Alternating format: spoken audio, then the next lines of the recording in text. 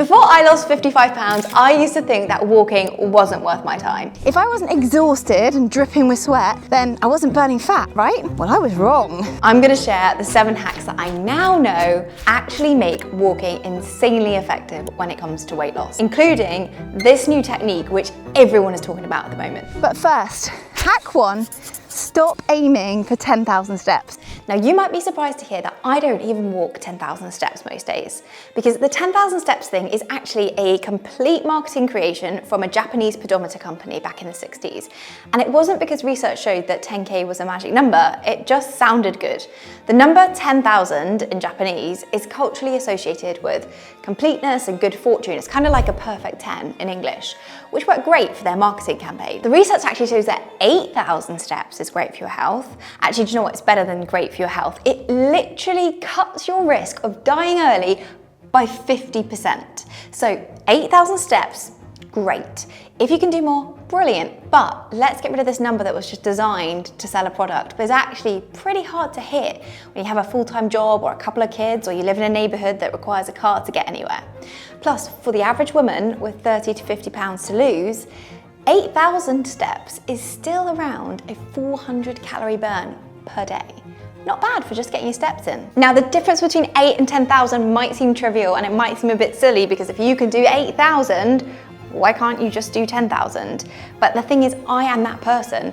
9,000 I can actually do without having to think about it too much. I just follow my daily routine, and about 80% of the time I'll hit my steps without having to really try that hard or spend too much time thinking about it. But if I try and aim for 10,000, there are just too many days where I'm not hitting my goals. And if there is anything that I have learned as a recovering perfectionist, nothing kills motivation like having unattainable goals. So if I'm on 6,000 when I finish work, I'm like, oh, I'm not gonna get another 4,000 today. What's even the point? Even after years of working on my mindset, on the days where I'm already worn thin with life, I am still that person. I still need to believe that I can succeed to make trying feel worth it. And that's why I always set personalized step goals for all my clients too. Not a blanket 10K or 8K, because that's what the evidence says. You need to think about what you can actually do consistently. A great place to start is taking your current baseline and adding 25%. Build that little extra into your routine in a way that feels effortless, rather than setting a huge target,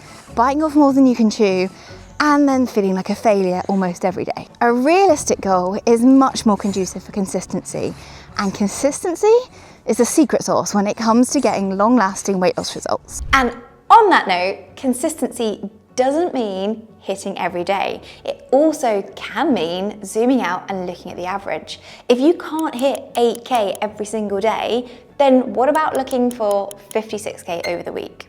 Nibbling away at that goal all day long or all week long is the way to make it happen without feeling like another big task that you need to factor in. Now, my smartwatch is absolutely key for this. It's like a little nudge as the day goes on, because every time I look at my watch, it's right there on my home screen and I can see that running total.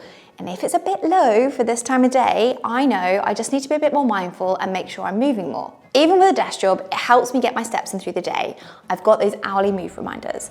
Now, if you're anything like I used to be, you just mute that annoying buzz or you turn it off completely, then you probably want to hear how much it's actually going to add up to. Because 250 steps an hour over an 8-hour working day is 2,000 steps. And if you're trying to lose weight, that extra 2,000 steps is around an extra 100 calories a day, which is about a fifth of your daily deficit done with very little effort. So next time your watch buzzes, instead of ignoring it or flicking it away, try doing one of these instead. Go make a drink, walk over and speak to a colleague instead of messaging them, use the furthest away bathroom possible, clear your inbox whilst you pace the room.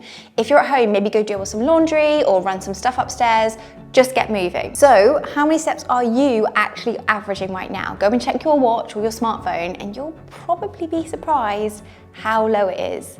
The average American only gets around 4,000 a day. Let me know in the comments what your baseline currently is and what you're going to shoot for from now on. Because if you're in the average range, around that 4,000 mark, this is a quick win to tackle when it comes to speeding up your weight loss. If that is you and you're thinking, wait, you want me to double my current steps, Stacey? Here's another way that's going to make it sound more doable. 1,000 steps is around 10 minutes of movement. So if you're at 4,000, you need to find 10 minutes a couple of times through the day. For me, that's doing a 10-minute house blitz, like picking up all the toys, putting the laundry away, running around with the Hoover, 1,000 steps. Going out with the kids and going up and down the street with them on their bikes, 10 minutes of that is another 1,000 steps. Parking further away when I go to the store, so I have to just walk a few minutes each way, another 1,000 steps. And breaking it down like this is a lot more achievable for a very busy person, particularly a mum, than needing to carve out a dedicated 30-minute walk from your day. Hack number 2 is walking after meals. You've probably heard people claiming that this is going to do wonders for your insulin and it's going to burn more fat. So let's start by separating the science from the hype. Like most of these things, there is a little grain of truth behind it. When you move right after eating, your muscles use some of the sugar from your food for energy before your body has the chance to store it as fat. That means there's less sugar floating around in your bloodstream, so your body doesn't need to release as much insulin. Insulin is basically your fat storage hormone, and that's why post-meal walks can help keep you in more of a fat-burning mode instead of a fat storing one. But here's the really important catch. None of that matters if you are not in a calorie deficit. Just to be clear, creating a calorie deficit means that you need to burn more calories than you take in. And when you walk, doesn't change the amount of calories that walk is gonna burn. What walking does to you though is make staying in that deficit feel a lot easier, because taking a walk after meals helps stabilize your blood sugar. So you're not having those blood sugar peaks and crashes which leave you with wild cravings and honestly can make you feel like a sugar addict. Plus, that walk helps lower ghrelin, your hunger hormone, or as I like to call him, ghrelin the hunger gremlin. It boosts the hormones that make you feel full and satisfied, like PYY and GLP-1, the very hormone that drugs like Ozempic and Mounjaro are designed to work on.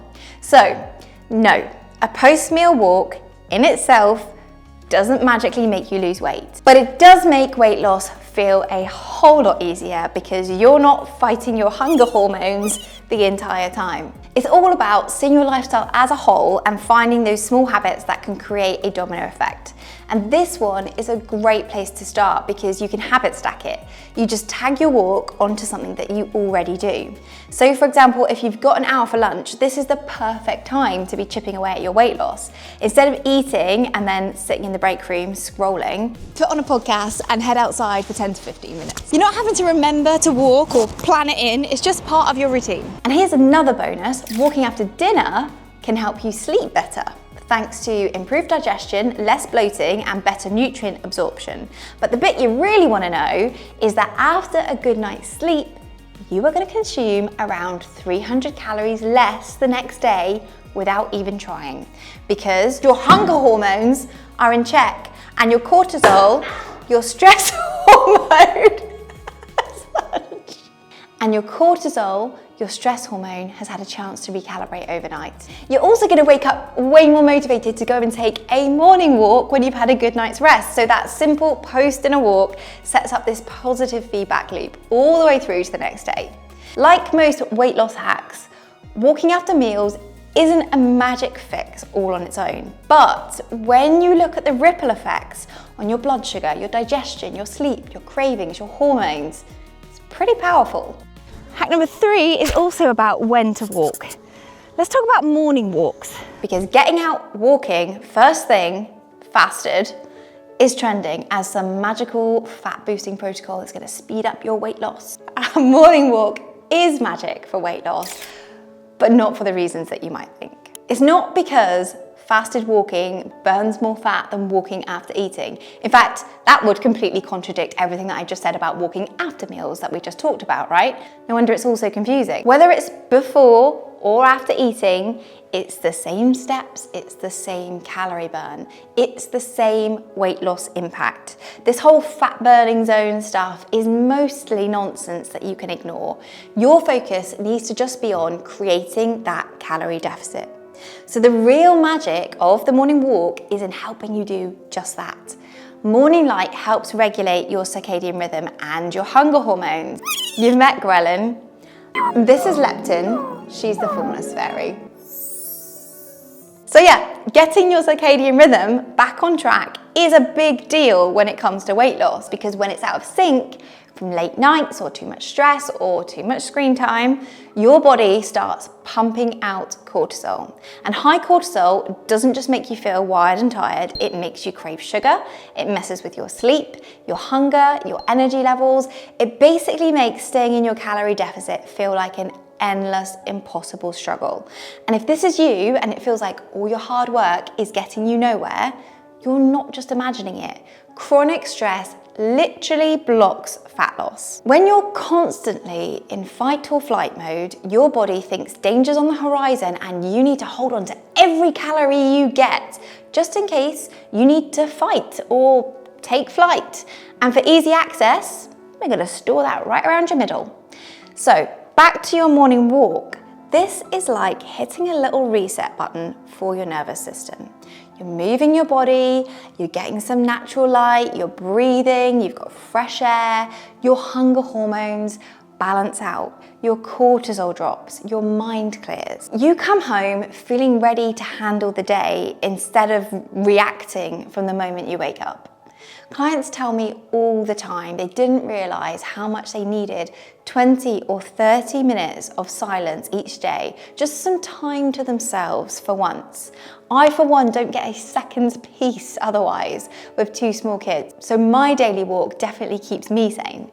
It is so much more than exercise or calories burned. So many women tell me that their morning walk has become sacred, like the best bit of their entire weight loss journey. Of course, it does also help that you're going to be calmer, you're going to make better food choices all day, your day's going to run smoother, so you don't need to reach for the wine the second you walk in the door. It's like this beautiful domino effect, and the positive momentum factor also doesn't hurt. If you start your day with 3,000 or 4,000 steps already ticked off, it suddenly feels a lot more doable to hit your overall daily goal. And when you know you're going to hit one of your goals, hitting the others, your nutrition or your water, these all feel much more doable too. So walking in the mornings is a mindset hack as much as a practical one. This is your sign to get up and get out tomorrow morning before you do anything else. Not because it's a miracle fat burning shortcut, but because it might just change the trajectory of your entire day. All right, hack number 4. Remember I said there was this new insanely effective method that everybody's talking about? Enter the Japanese walking method. Here's what it actually is. 3 minutes steady pace, 3 minutes fast pace. Repeat for 30 minutes. So it's basically just interval training but walking. It's claimed to work better than 10,000 steps. But work better for what exactly? Well, Japanese scientists found that simply alternating that 3 minutes fast and 3 minutes easy can raise your cardio fitness by 10%, make your legs up to 17% stronger, and drop your blood pressure by around 10 points, all in 5 months, in just 30 minutes a day. It's pretty good, huh? But what about fat loss, I hear you ask? Well, compared to a steady state walk, you're going to burn around 30% more calories in the same time. Let's put some numbers to that. So if you're about a 190-pound woman, which is the average that most of our Body Smart clients start at, you'll burn about 150 calories in half an hour on a regular paced walk. But if you do this Japanese method, you'll burn about 200. Not bad for the exact same amount of time. Defo worth it if you ask me. Ultimately, getting that 30 minutes consistently, fast or slow or anything in between, is the real goal, because if you are not currently active, 30 minutes a day is going to make so much more difference than you think. Like 1 or 2 pounds of fat without changing anything else at all. It's short enough to squeeze in before work or on a lunch break, and you don't physically need to go anywhere. Even if it's just on a walking pad at your desk, it still counts. There's no commute time like you have with a gym session. Literally 30 minutes, door to door, or not if you're doing it at your desk. It is so much more achievable to start with this weight loss habit than pretty much anything else. And yeah, if you want to maximize that 30 minutes, download a free interval timer and do the Japanese thing. Right, the next little hack is also about getting more out of the time you have. Hack number 5 is incline walking. It's a little bit of a hill. Not really. Did you know if you walk uphill, you're going to burn up to 70% more calories doing the same distance? 70%! So you don't need to walk any further, you just need to find a hill or a treadmill with an incline function. Stating the obvious, walking on an incline is harder. So it burns more calories because now you're lifting your body against gravity. It causes more muscle engagement, especially in your calves, your glutes, and your hamstrings. Your calves, your glutes, and your hamstrings. Actually, in your calves, your glutes, and your hamstrings. Hello, Peachy Bum. In weight loss terms though, this does mean that your body uses more energy per minute than it does walking on flat ground, even at the same speed and distance. So for a 190-pound woman doing a 30-minute walk, flat terrain burns around 150 calories, a 5% incline at the same speed burns around 195 calories, and a 10% incline, wait for it, 250 calories. That is 70% more, and about the same as a 1-hour Pilates class. So now your 30-minute daily walk is really contributing to your goals. Hack number 6 is another one that allows you to get better results in the same amount of time. Some people call it rucking. I just call it going for a walk with my kids. This is a great way to burn some extra calories because logically, moving more weight through space obviously takes more energy. But be warned, it's not as much of a multiplier as you might think. Wearing a vest that's 10% of your body weight, which is where I'd recommend starting, will add 10 to 15% more calories than walking the same distance unweighted. So it isn't nothing, but unless you're walking for a pretty long time, it won't make a huge difference. Now, you might have seen certain people on social media or here on YouTube claiming that it's going to do wonders for your bone density and muscle growth, especially in perimenopause or menopause. The reality is it's going to add a teeny bit of benefit in those areas, but you really need to add some impact work like jumping and some strength training to actually make a tangible difference to your bone density and your muscle mass. By all means, try a weighted vest or strap on one of your kids if you fancy giving it a go. It's an easy win for extra calorie burn, but don't expect miracles for your bone health. Okay, my last and possibly most important hack is stop making walking a thing. Just make walking more part of your lifestyle. I've talked about creating your calorie deficit.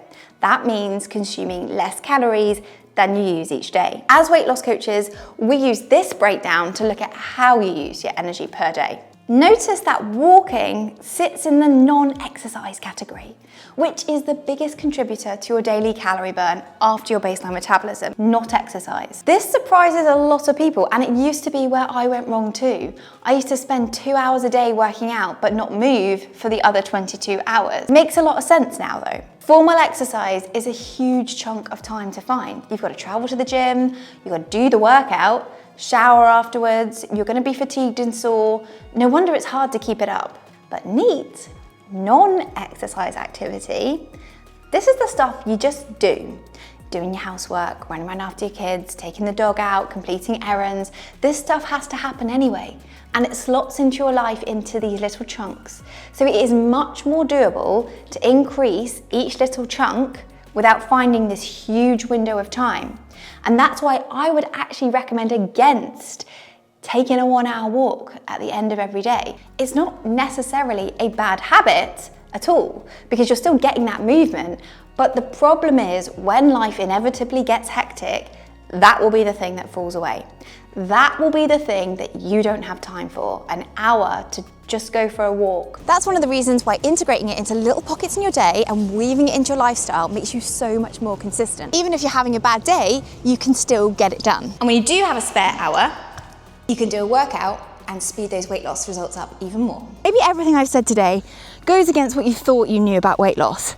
That you needed to kill yourself in the gym or spend hours doing cardio, or a workout doesn't count if you're not absolutely dripping with sweat. But the reality is walking gives you huge reward for really not that much effort in terms of time or intensity level. Now you know how walking can really speed up the calories burned part of that weight loss equation, but there is still the calories in part to deal with. And let's face it, that's the bit that most of us find the hardest, which is why I made this video about why you're not losing weight even when you're eating all the right things. Gwelyn, I have told you, now is not the time.